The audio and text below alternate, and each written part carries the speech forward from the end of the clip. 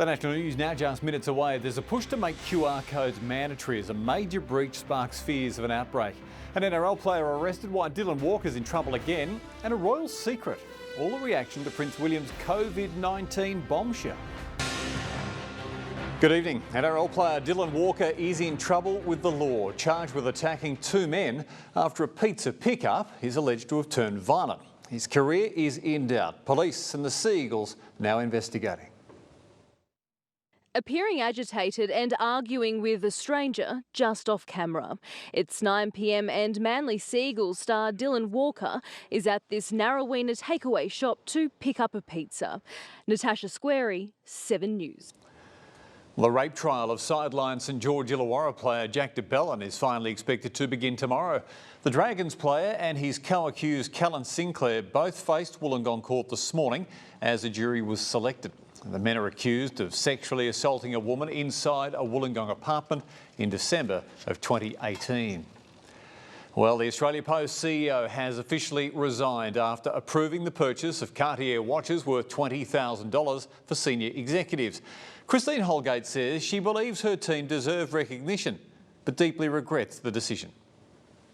Australia Post boss Christine Holgate concedes she pushed the envelope too far over the Cartier watch affair, resigning from her $1.5 million a year job, saying, "I deeply regret the decision to give $5,000 watches to executives," admitting it did not pass the pub test. Mark Riley, 7 News. As Queensland prepares to reopen to our regions, there was confirmation today it'll be at least 3 more weeks before the Victorian border comes down. The news as authorities race to track diners at a Sydney restaurant that failed to keep COVID-19 records.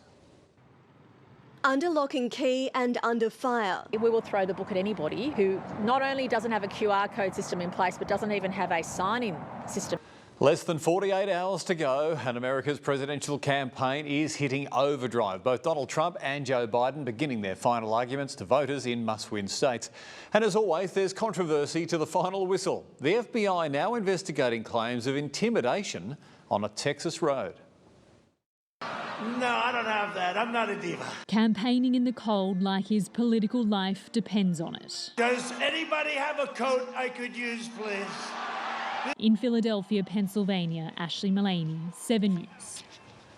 And we'll bring you every moment as America decides, starting from 5 a.m. and into special coverage straight after sunrise. A COVID-19 secret in the royal family, why Prince William stayed tight-lipped about his diagnosis.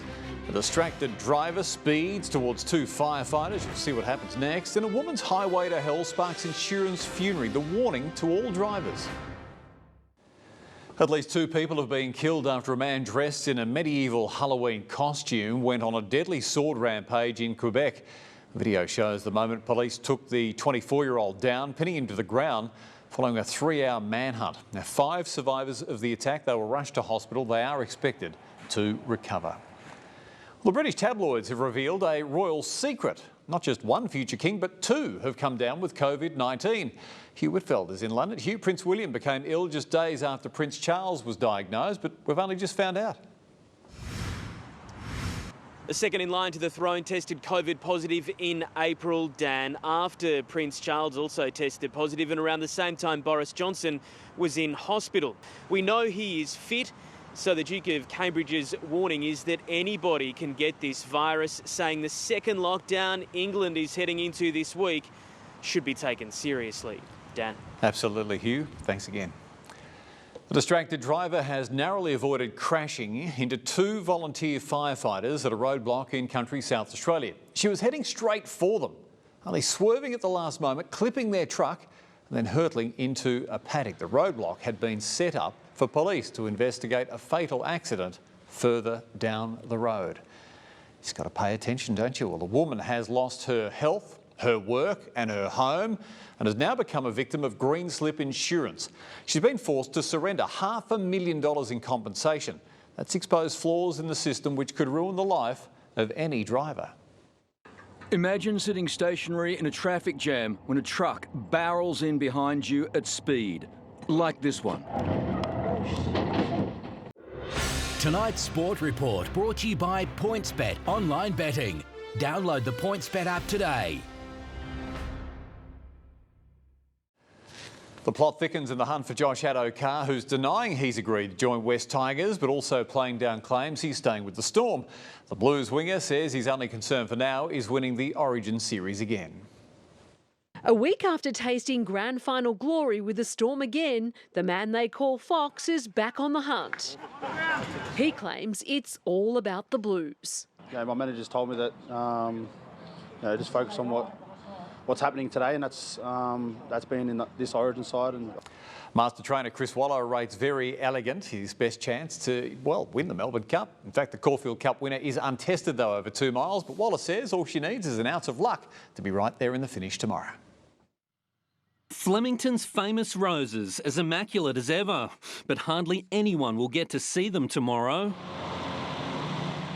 Well, a warm and pretty good-looking day around the place. Is it set to continue? And Ash has sent in tonight's photo out at Wagga. Photos at prime7.com.au for yours. We would love to see it.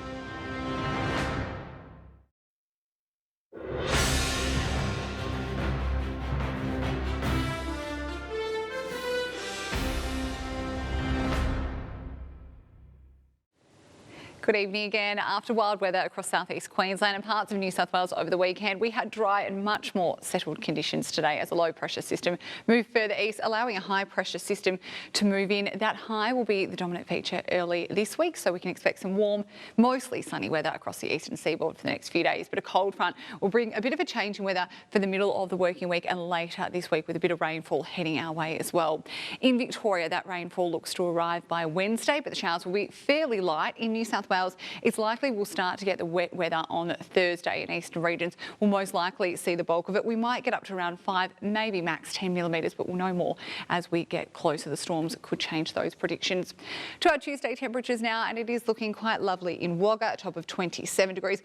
Warm for Orange, 22 degrees, a bit of a light breeze there. Condobolin heading for a top of 29 with a little bit of cloud cover. And it might be a little bit cloudy across our coastline, 22 for Coffs with that southerly breeze continuing.